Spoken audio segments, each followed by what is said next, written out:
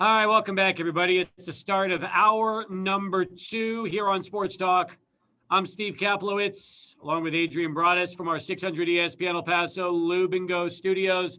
Excited, though, about our guest who joins us via Zoom. In fact, this is not just being streamed here on 600ESPNElPaso.com, but it's also live on Facebook through El Paso Locomotive FC. He is head coach. He is technical director.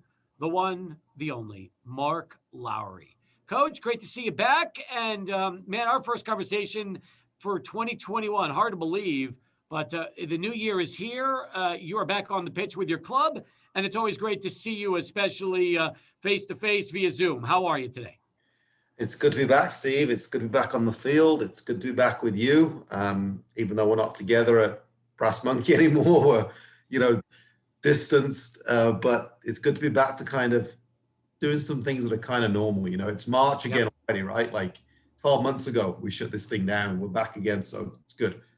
There is no Brass Monkey anymore, Mark. So there you go. Unfortunately, it's just a memory for us over there. It's hard to believe how much has changed since we were last there talking to you. But it was great. Last year, we had you on regularly. You did a regular phone segment with us throughout the season.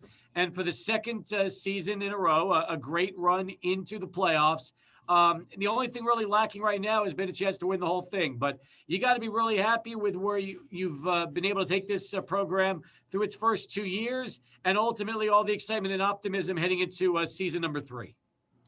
Yeah, that's a great point, Steve. I think it's not really spoken about enough, I don't think. If you'd have offered us before we even kicked a ball, back in 2018, 2019, when this was just kind of a dream, a pipe dream, with Mountain Star Sports Group and myself coming in as the coach and building the roster. If you'd have said, 2 Western Conference finals in the first 2 years, you're not going to win, but you're going to be in 2 finals. Will you take it? I think we'd have all kind of snapped their hand off, right? And absolutely. And I think it's been a great achievement from the organization from top to bottom, not just on the field, but off the field. It truly does take a village. I know that expression is used a lot, but it does take a village to create a successful program, a successful club, and we've done that here, and now we've just got to kind of cap it off with bringing that trophy home this time.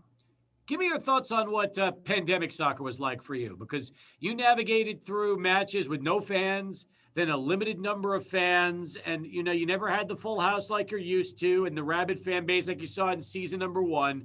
How tough was it for you and for the guys knowing that they were playing in some very empty stadiums throughout the 2020 season? Yeah, difficult initially.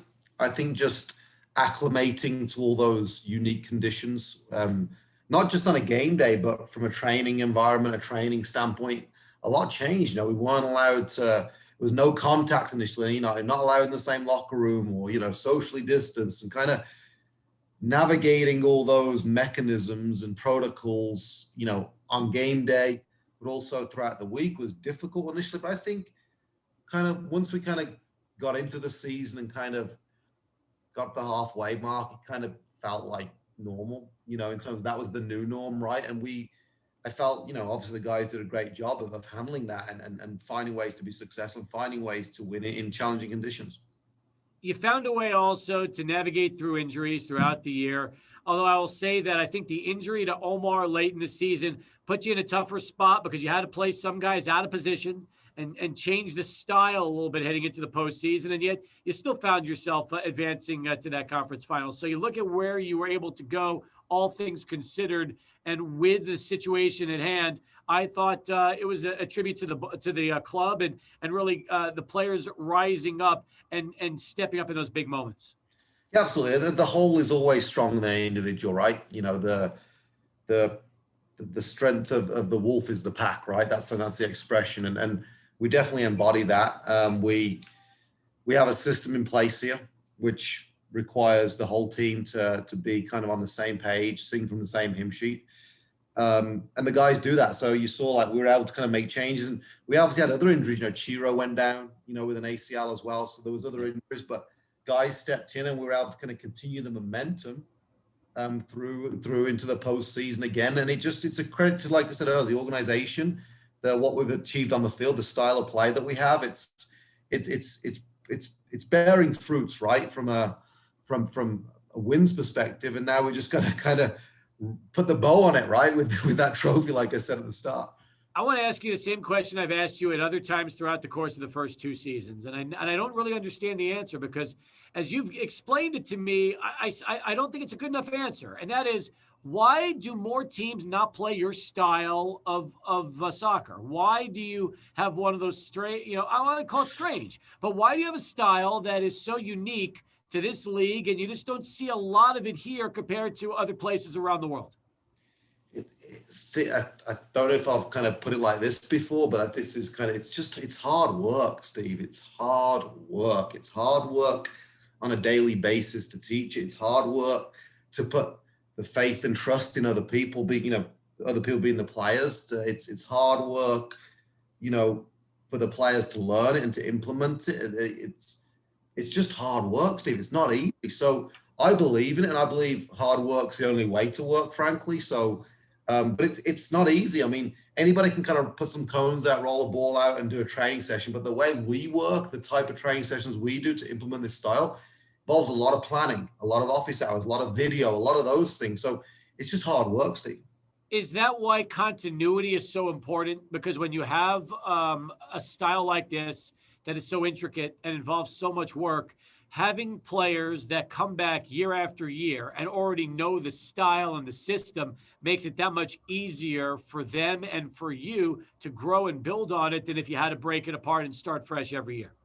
1,000%. 1,000%. And it's why once we kind of find the right people and find the right players, we do our best to keep them here. The guys that understand how we operate on and off the field, that buy into the philosophy of the group, but also the game model. We do our best to keep them here. We've done a good job of keeping those guys here, and definitely makes my life easier when we come back every year and there's 15, 16 familiar faces in there that know who I am, know how I work, know what we expect on a daily basis. And then it's a case of just evolving every year. You're just accumulating at that point. You're not changing things, or there's not a revolution. It's just evolving and trying to get better and adding little bits and pieces to what's already kind of a strong system. It's amazing. I look at your roster right now, and you said it.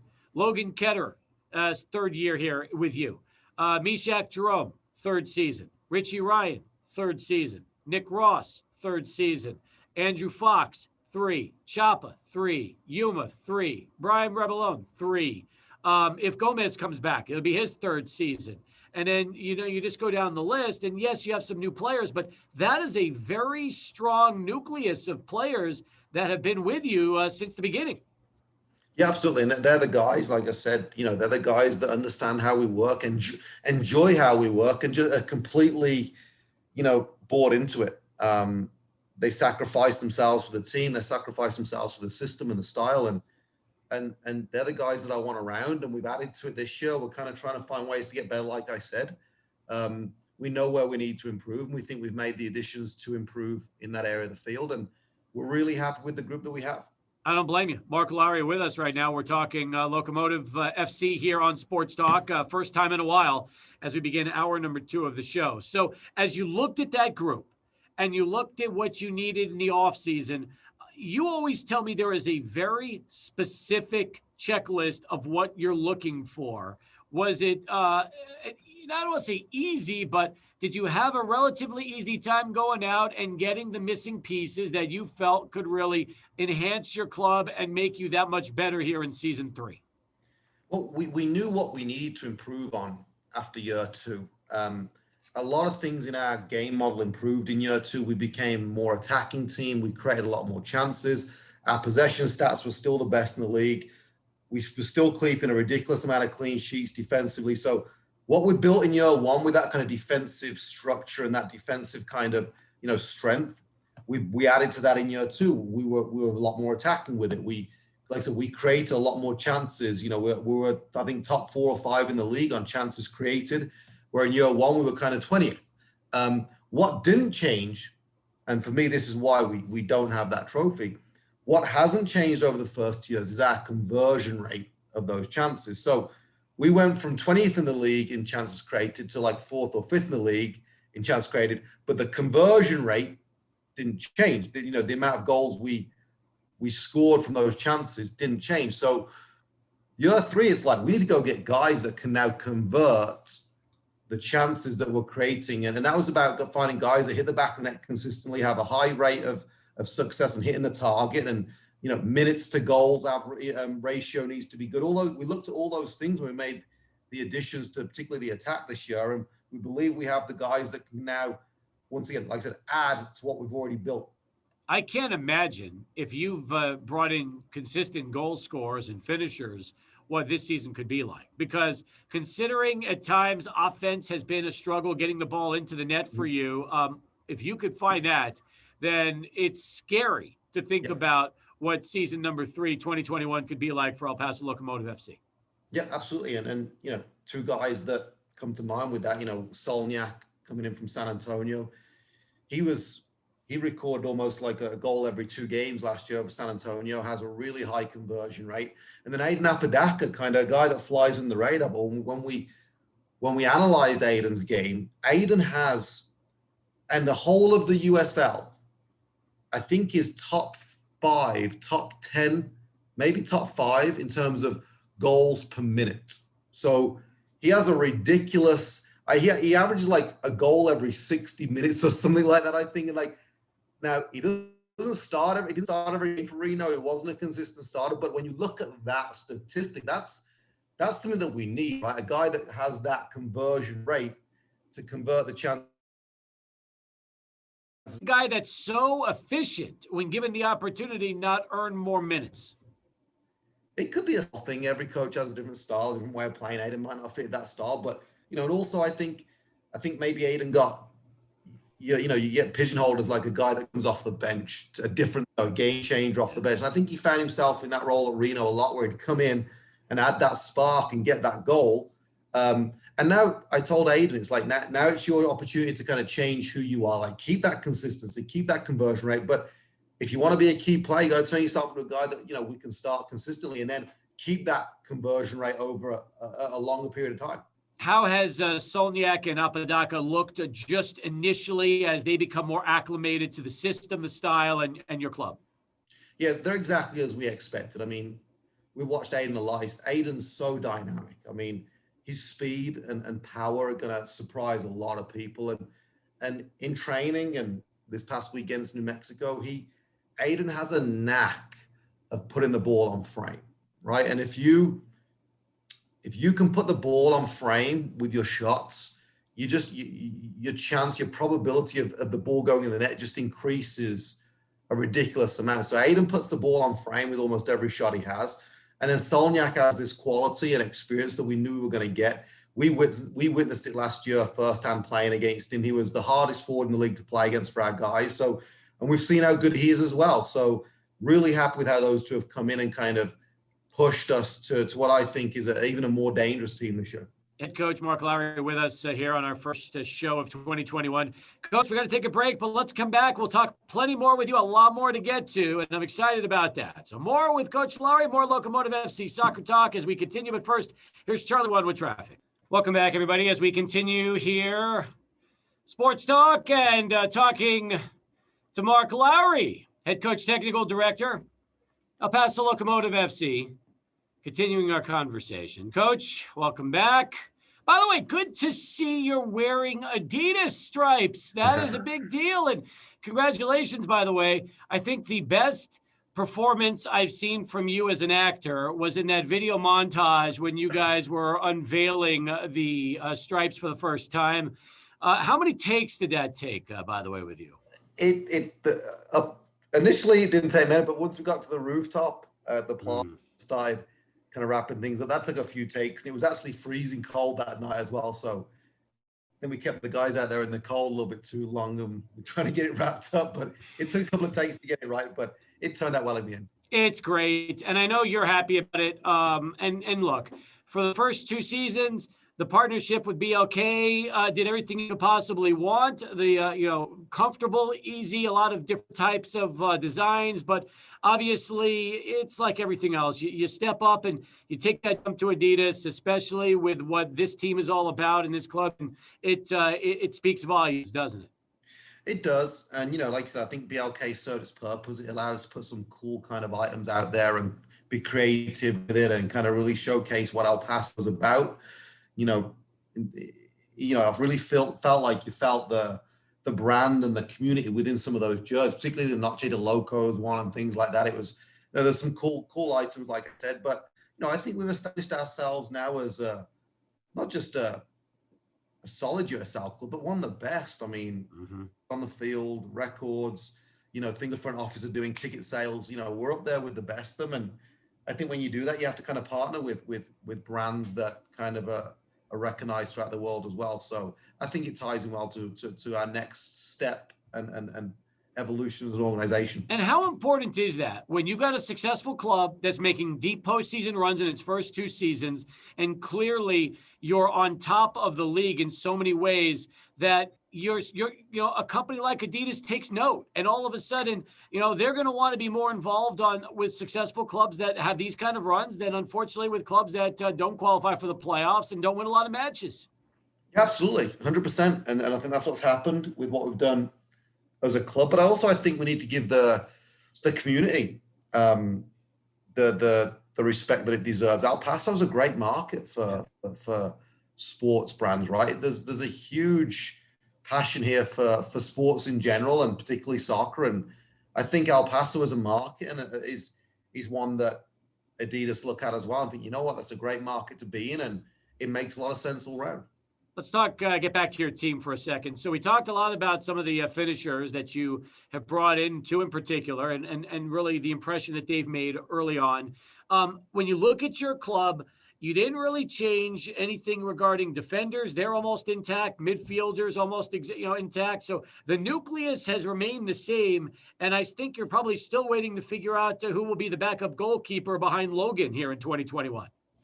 Yeah, we've got a couple of options on that. There'll be announcements pretty soon, I believe, on kind of the direction we're going in with the goalkeeping department, and we're excited about that, actually. I think it'll be something that the whole community will be able to get behind and kind of see the direction we're going in. And that was important for me, to keep pushing Logan. Logan's obviously established himself, in my opinion, as one of the best in the league, if not the best, from performances, statistics, the clean sheets that we post on a regular basis. Probably doesn't get the recognition he deserves, frankly. We've had conversations about that, but it's important to keep pushing him, to challenge him on a daily basis. And we do, one of the ways we do that is to provide competition, and we think we're going in a good direction with that this season.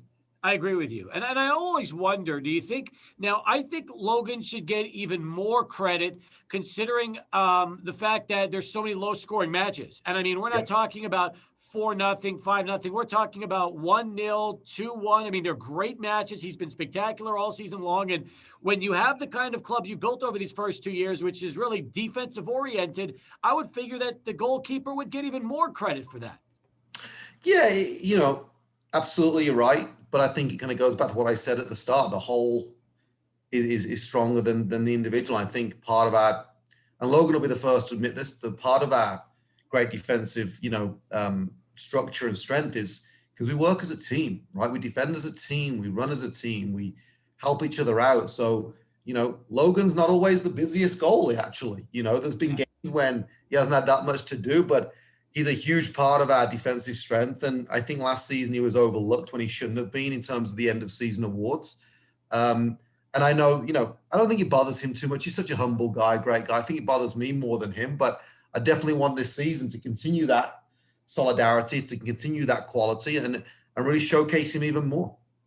Now, you mentioned, early on, the players back again for this 3rd season, and the nucleus is still very much intact. I thought last year your MVP was Dylan Mars. I thought he was unbelievable, and really happy to hear that he is coming back because such a valuable player. He can score. He adds that playmaking ability, and if you give him a couple of finishers to surround him with, it's kind of exciting to see what he can do to take that next step. Yeah, Dylan I'd known Dylan for a while. I knew what I was bringing in. I knew he had the quality and the profile that we were looking for that kind of attacking midfield role. And Dylan was actually second in the league on chances created. Only Asante from Phoenix was ahead of him. Dylan, when you have someone that creative, but also that works that hard for the team, his running numbers at the end of each game were extremely high. We're glad to have him back. And look, he's here. We signed Dylan to a long contract. He's here for longer than just this year as well. So I think people will be happy to know that. I think they will too. And then, you look back at some of the other players we mentioned, kind of the glue and the guys that really keep this thing going, whether it's Richie Ryan, whether it's Andrew Fox, Chapa, Yuma. I love Rebellion and what he's been like for you these first couple seasons. It's an impressive group. It really is. And they're all probably looking to build on that here coming up in 2021. It is an impressive group, and I get more impressed with them every day I see them on the training field, because some of the stuff we're doing this season in training is just the intensity and the energy about the group is just, I haven't seen this before. And I think having that many players back that have been through so much with us, and we've achieved so much, but we haven't kind of crossed that bridge in terms of winning the trophy. I think that leaves this burning desire throughout the team, and harnessing that, keeping those guys around that feel like they have unfinished business, just creates this culture and this desire and belief that there's something right around the corner for us. So the more guys we have that feel that and feel like they have a point to prove, it actually means I actually think it means we're going to be even more successful this year, because there's a feeling there, there's an energy there, there's a burning desire there to go one better. Let's talk about this training and the intensity. I'm watching video of the workouts. They look like I could see that they're fun to watch. I'm sure it wasn't much fun for the players to be a part of, but tell me how you've really ramped things up here in season 3 and how you've taken the training to a new level. We've created a lot more competitive moments in training. So we've chosen to work hard every day. We haven't had a light day. We've chosen to push the guys hard every day, kind of push them through adversity every day, create situations for them in training, which are almost impossible situations to come out of. We're training for worst case scenarios. We're putting guys, 1 versus 3, we're putting them in really tough situations and asking them to find solutions to come out of that successfully. So the reason being that if you train for the worst case scenario, the game becomes a lot easier because it's 11v11. You've got space. It's more comfortable. So we're creating more scenarios from this season that are uncomfortable. They don't like it, but they're becoming so much stronger mentally and physically because of it. I wonder if they're going to feel that the matches themselves are easier than the training. I always told that the great teams will say that practice is so intense that to them, the matches or the games are a relief from having to not have to go through that grind. That's exactly what we're trying to create here, Steve. Some of our training sessions will be harder than the games, which is what we want. We want the games to become easy for the guys. And the only way to get there is by pushing them so hard every day. Like I said, putting them under duress, putting them into adverse situations where it's not fun, it's not easy, it's not comfortable. And we train those moments so the game becomes enjoyable and it's easier and there's more time and there's more space and you've got teammates helping you. So I'm excited to see kind of this new idea, this ambition that we have and this kind of change in mentality this season playing for the game. So we're really excited to push through these preseason games and see where it takes us.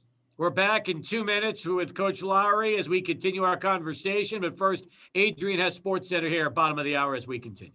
Want to welcome back Mark Lowry as we continue our conversation, head coach, technical director from El Paso Locomotive FC, as we continue to look at some of the workouts here in the video during our Zoom call of the club who played on Saturday. New Mexico United, you won 2-1. I heard it could have been much worse. Congratulations for getting that done. And I know you're excited, not just with the win and the fact that you're able to come back to El Paso with the W, but I hear that you've got a lot of young talent, part of the academy, El Pasoans that are getting to work out and play with you and are really so far opening some eyes as far as their ability on the pitch. Yeah, Steve, we're really excited about that. And it's something that we'll speak more about in the coming weeks, but we've got 3 or 4 guys 17-year-olds, local kids that have been in our academy now for a year or so, with Bob Bigney and the staff at the academy level. And we brought them into preseason training, and I'll be honest with you, they've done fantastic. Every day you just see them growing, right? You see that development kind of in front of your eyes, and credit to our group of men that we have in the locker room here that really helped the kids settle in. You know, the Yumas, the Riches, the Foxes, the experienced pros in the locker room have kind of put an arm around them and kind of help them out. And that helps with young players' development, having that kind of mentor in the locker room. Mm-hmm. But it's not just kind of, you know, from a, you know, they're tough on these kids as well. We're pushing them. They're not here just making the numbers. They're here to add to what we've already got. And that means putting them under duress as well, making them uncomfortable in training. That's part of the growth process. And I'll be honest with you, one of them played 45 against New Mexico on Saturday. One of them played, and two of them played 30 minutes. So they weren't token gestures of, you know, go get 5-6 minutes down the year. You know, these guys were playing 50% of the action against, you know, a strong USL side. And they were able to help us come through with a win and a good performance. So, I mean, the future looks bright, and we're really excited for the young players we have in here right now. You know, we've seen Ricardo Pepi, what he's doing in Dallas, and kind of a great example of the talent out of El Paso. And then hearing this kind of news about some of the 17-year-olds in your academy, it just goes to show you, Coach, that this city has excellent young talent that are probably going to be the next wave of Locomotive FC players that can come in with you and help this club and perhaps turn into that next homegrown star. Absolutely. And the important thing is, Steve, is that they get in our system ASAP, you know, get in with the academy at 13, 14, 15, because you start to learn the Locomotive way, right? What we expect of you on and off the field, how we want you to mature as a player and as a person. And those things are critical for these kids' development. You know, otherwise, I think it is difficult for a guy to come in at, you know, 19, 20.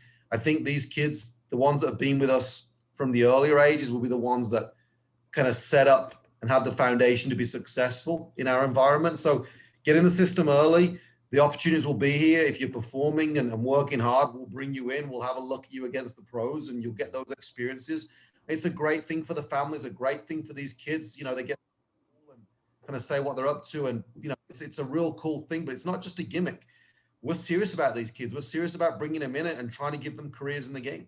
I'll tell you something else. Hearing that Leandro Carrillo scored is also good news, because I know last year when he came in, that was the goal. The idea was score a goal every match and be that spark plug. And it took him a little while. He got comfortable towards the end of the run into the playoffs. But if you can get a veteran like that with your newcomers and just add that extra punch to your lineup, that could go such a long way for you here this season.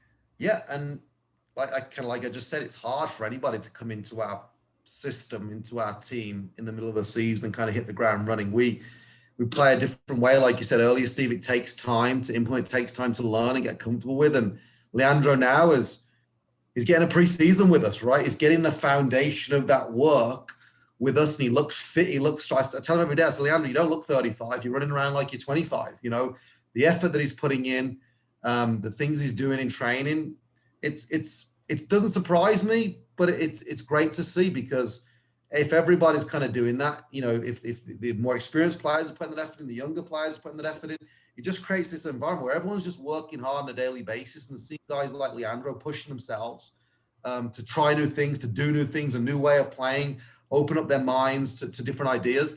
It's great to see. It really is. I saw Borelli on video also, another former teammate of Carrillo at FC Juarez, who's also now back for another go-around as well. Yeah, and honestly, I can't speak highly enough of Adair.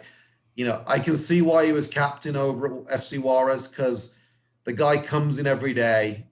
He's consistent with his work. He leads by example. He doesn't speak much, but he lets his work do the talking. He's such a consistent performer, and he's loving life. They're both loving life over here, Steve. They're loving the way we play.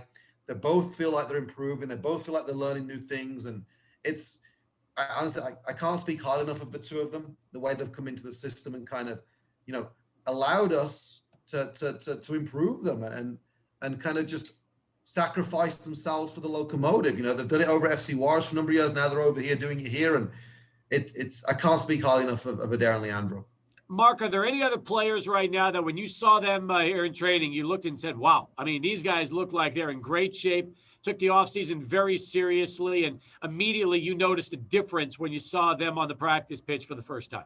Yeah, two guys that I'm looking on the film reel here right now that are on here, like Logan and Mishak.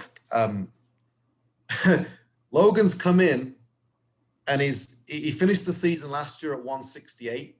He's come in this year weighing 180, 190 of pure muscle.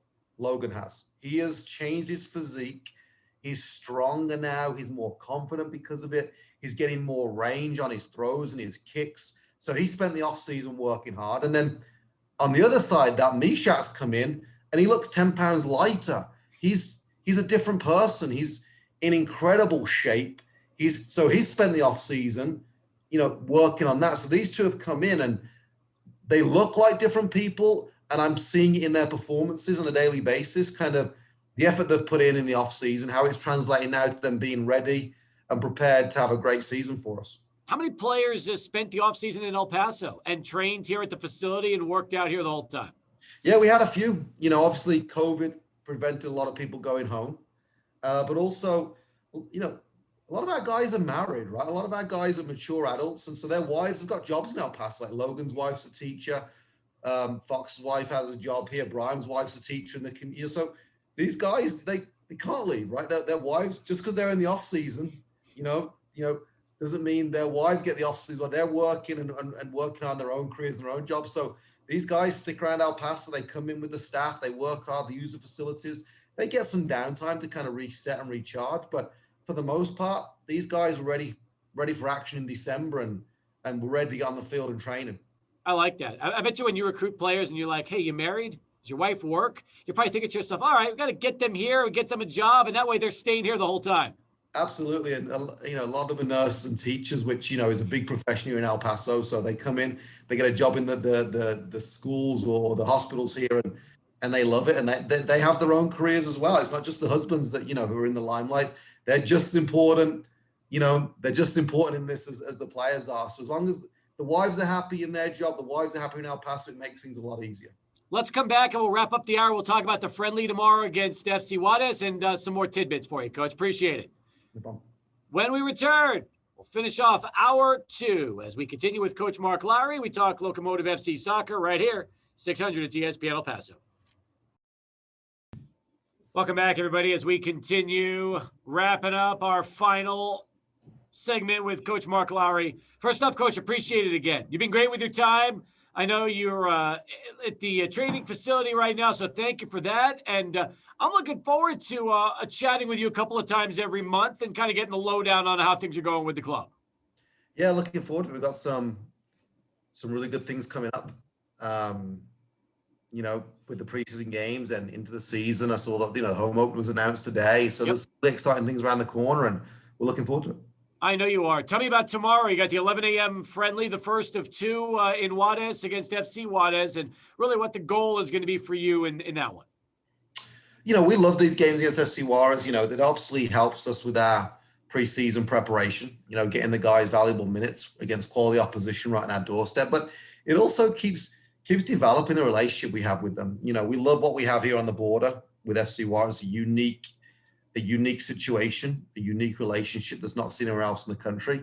And every time we head over there and play them, it just grows and gets stronger and we cultivate that. And, we got 2 good games coming up. We expect good opposition from FC Juarez. They're on an international break right now. So the scheduling of these games was crucial because, they have a new coach in there. He might want to see his players play. So they're going to put out some good lineups against us in these 2 games. We're looking forward to strong competition, getting better ourselves and growing the relationship we already have.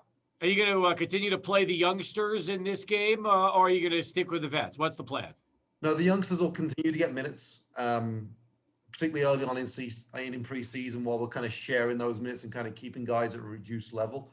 We don't want to push the vets too hard too early. So the youngsters definitely help with that minute sharing and kind of parceling it out. They'll head over the border with us tomorrow.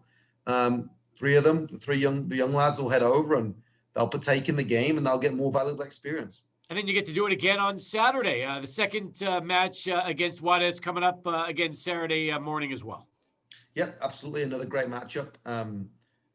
Like I said, it's a great part of our preseason. We'll head over there again Saturday. It's an easy trip for us. It's not like heading to New Mexico on the bus or Tucson. It's a mile walk from our stadium to theirs. So we head over there. They take care of us. They host us really well. They provide buses for us and they take care of us on their end. So it's like one big family, but we get to go on the field and kind of beat each other up for 90 minutes, which is also fun. You got to love the fact that your home opener will be against New Mexico United, right? Only fitting that your rival is how you kick things off here this season. Yeah, and I said today, like we play them 4 times this year, so the likelihood of was we're going to get them early on in the season. It'll be a great event, a great night for the fans, a great night for the city. Soccer back in El Paso at the ballpark, Southwest University Park, Saturday night, and it's going to feel like we're back to normal. I mean, I'm sure it won't be a full stadium. There's still protocols that everyone has to follow, but let's get the ball rolling again. Let's get those crazy, eighth notch and the fans in the stadium singing, chanting, and pushing us on to the win. Get us 3 points to kick off the season. Season seat holders will have first priority this season. Then you're also putting a waiting list together. Everything's up at eplocomotivefc.com. You can check out the season tickets. You can check out the waiting list. A lot of ways to get involved right now and jump on the train for El Paso Locomotive FC action. Before we wrap things up, I'm excited that you have the youngsters that are going to be developing, and not just the academy, but the youth program. This is big, and I love also the fact that Richie Ryan is going to be one of the instructors, and he wants to have a hands-on approach with the kids as well. Let's wrap it up and talk about that, Coach. Yes, it's a great part of what we're doing here. We're not just developing players, but we're developing kind of the next wave of coaches, right? Whether locomotive coaches or these guys that are coming towards the end of their career and they have an interest in kind of staying in the game from a coaching perspective. We're providing opportunities for those guys to go get that valuable experience. I did it. I feel like every coach should start at the youth level, kind of go get your hands dirty, learn what it's all about to kind of develop players and put sessions on and plan and prepare and organize. Those are crucial skill sets that when you get to the pro level as a coach, you have to display on a daily basis, and you learn them.